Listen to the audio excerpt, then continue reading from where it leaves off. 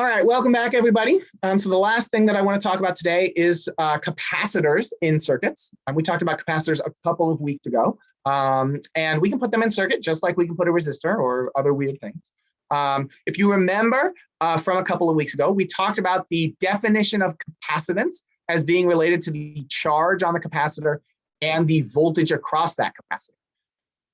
And we can solve that equation for the voltage, and now suddenly we have an equation that will relate the voltage across the capacitor, the charge on the capacitor. And it kind of works just like Ohm's law, right? Ohm's law told us that the voltage across a resistor is equal to the current through the resistor times the resistance. Same sort of thing is going on, except the voltage across the capacitor is not proportional to current, proportional to charge, and the constant of proportionality shows up in the denominator rather than the numerator.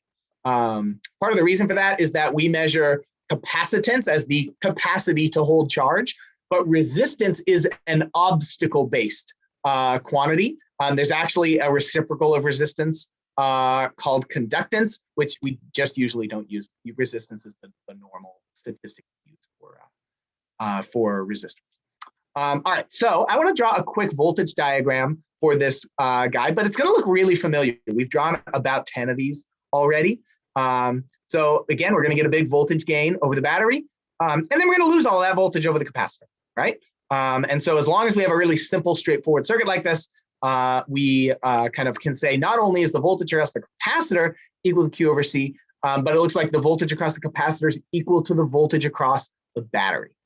What I'm going to do next probably won't surprise you, but I'm going to start trying to put more than one capacitor into a circuit. We're going to spend a lot of time in class thinking about how to handle capacitors in circuits.